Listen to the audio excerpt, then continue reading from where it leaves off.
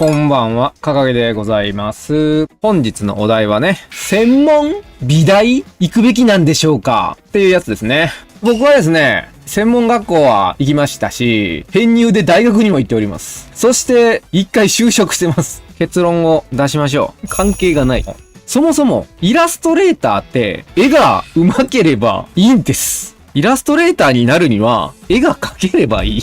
全く関係がございません。だって、イラストレーターってのは資格なんてものはいりません。だから別に、イラストの専門学校、芸大、美大っていうのに、行っても下手な子はいるし、いかんでも上手い人はいるんだよ。イラストレーターになるには、絵が上手ければ、どうでもいいんです。専門学校、美大っていうのは、勉強の環境を用意してあげるとこなの。基本的には高校までが義務教育だよね。ここから次のステップっていうのは、あなたたちが学びに行くって決めた場所なのよ。先生たちが全てサポートしてくれて、うまくならせてくれるんだろうって思っているから、こういう話が浮かび上がってくる。専門学校、大学っていうのは、あなたたちがこれを学びたいって言ったんでしょっていうところ。学校の方は、やっぱり上手くなってほしいから、先生たちはみんなに教えてくれるよ。だからそれをちゃんと言うこと聞いて、課題とか、しっかり出してるんだったら確実には上手くはなる。もう一個。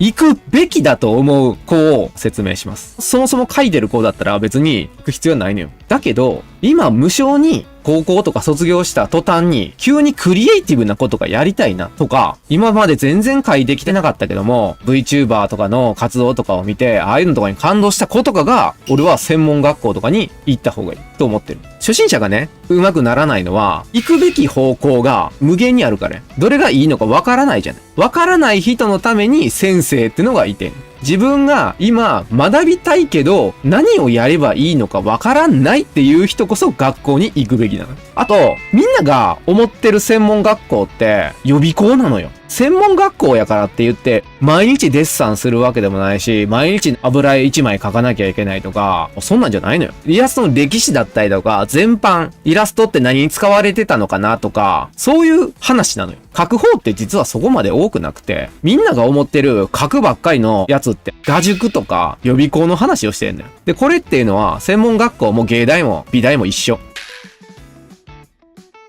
社会人経験済みのイラストレーターが多いのはなぜか。なぜかというと、イラストレーターっていうのはね、はっきり言って稼げないです。例えばの話、1件5万円の仕事を皆さん大体どれぐらいでできますか？最初の頃だったりすると、早くて1週間だったと知りましょう。1週間頑張って5万円仕事を受けたんでしょ？じゃあ、月に4回受けたとしよう。ようやく20万円です。それで生活できますかって話ですね。しかもそれ今みっちり書いてやで。だからみんなイラストは趣味でいいかなって言って、やっぱり安定の社会人として経験してたわけよ。だけどもよ、それでも絵を描くのが好きで、朝から晩まで働いて、さらにその少ない時間とか大切な休日とかを使ってまだ絵描いてる。それで評価されて、だんだんとなんとか食えるようになったって人たちが、この人たちよ。覚悟が違うのよ。イラストレーターになったらゴールだと思ってるけど、全然ゴールじゃない。こっからイラストレーターになったら何が待ってるか。次30万稼ごうと思ったら、10万円の仕事を3つ受けなきゃいけないです。で、単価10万円の仕事ってイラスト始めたらなかなかないです。単価10万ってフォロワー10万ぐらいないとないんじゃない？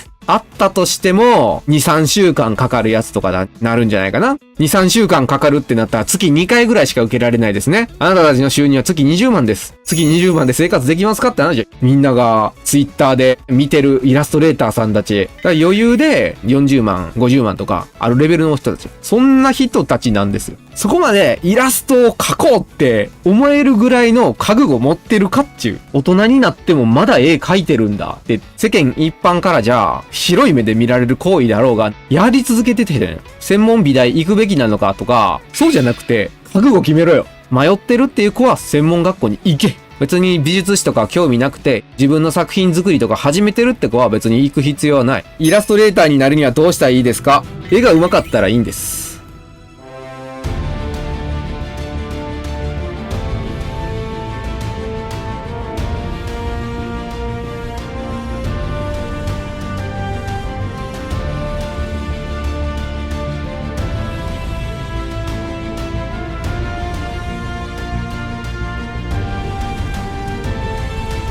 皆さんこんにちは、シャガムと申します。私はカジュアルゲームや VTuber 業界でキャラクターを中心としたイラストの依頼やキャラクターデザインなどの仕事を主にしているフリーランスイラストレーターです。今回の講座では目標について話していきましょう。ほとんどの方が自分には目標があると言います。絵が上手くなることを目標にしているのです。なぜ絵が上手くなりたいのか、その目的についてもっと考える必要があります。例を挙げてみましょう。単に絵が上手くなりたいではなく、好きなキャラクターを自分の満足いくレベルで描けるようになりたいというようにです。あるいはもっと具体的な基準があるかもしれません。ただ絵が上手くなりたいのではなく、7月までにフォロワー5万人を達成したいから絵が上手くなりたいということです。フリーランスとして働きたい方やカジュアルゲーム業界に就職したい方などがいらっしゃるでしょう。では、その目標を達成するために今すぐ始めるべきことは何でしょうか。そこでまず、自分の実力とレベルを客観的に見つめ直してみましょう。絵の実力を決定づける要素は主に3つあります。ビジョン、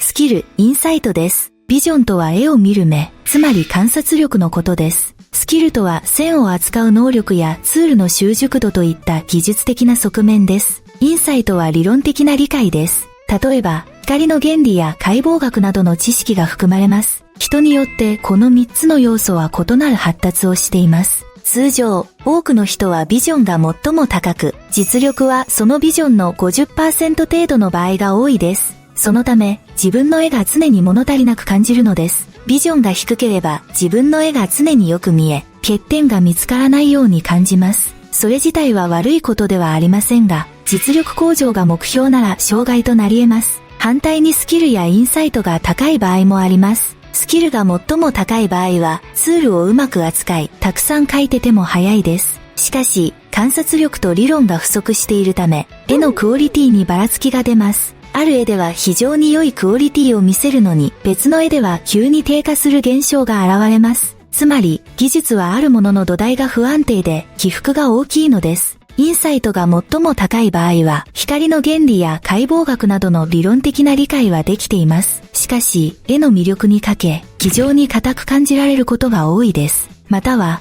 手が遅すぎて1枚の絵を完成させるのに時間がかかりすぎる場合もあります。これはスキルも低いケースです。持っている理論を活用すべきですが、全体的な熟練度や目利きが低いため、自分の絵を具現化することすら難しい状況なのです。私たちはこの3つの基準を参考に、自分の長所と短所を自己分析する必要があります。そこで用意したのがこのチェックリストです。このレベルチェックリストで自分の長所と短所を確認し、目標設定の参考にしていただければと思います。このチェックリストは皆さんのビジョン、スキル、インサイトを確認するためのものです。各要素ごとに1ページずつ分かれています。該当する項目にチェックを入れ、合計点を計算して一番下に記入してください。採点基準はビジョンとスキルは同じですが、インサイトだけは異なる基準となっていますので、ご注意ください。チェックする際は深く考えすぎず、素早くチェックすることをお勧めします。これが完成したチェックリストの例です。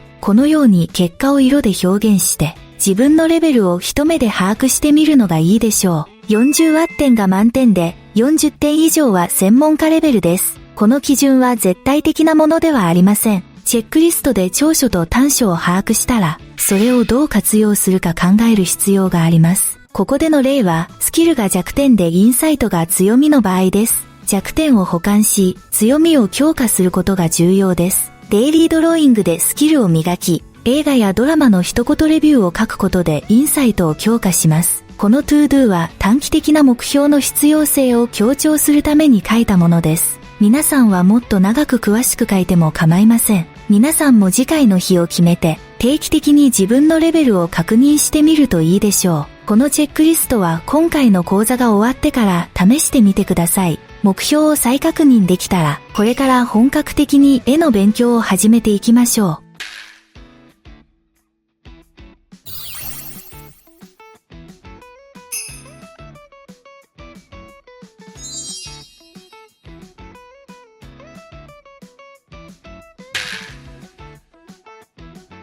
今回はキャラクターイラストのポイントとなる顔と頭部について学んでいきたいと思います。今回取り上げる悩みはこれです。キャラクターの顔が不自然に描けて、いつも同じ角度ばかり描いています。多くの方が抱えている悩みだと思います。特に顔は習慣的に感覚で描く方が多いです。そういう方々は構造を理解して描くことをお勧めします。毎日同じ角度ばかり描くということは新しい試みをしていないということです。立体を把握することは正確性だけでなく美的にも優れた結果をもたらします。立体的に表現するためには形態化について理解する必要があります。例を見ながら説明していきましょう。まず一つ目は人体をおろそかにした場合です。自然な人体が描けていません。顔が平面的すぎます。顔をこのように角張って解釈し、ただ配置しただけでこうなってしまいました。二つ目は立体感を考慮していない場合です。人体のバランスはある程度取れていますが、全体的に立体が崩れています。これは非常によくある間違いですが、そこまで極端な透視図法でないにもかかわらず、両目に強い遠近感が働いて大きさが異なる場合です。このような描き方をしてしまうのです。片目を少し細めている場合なら、そういうこともあり得ますが、通常の状況では遠近感が大きく異なることは稀です。そして視線の高さも考慮されていません。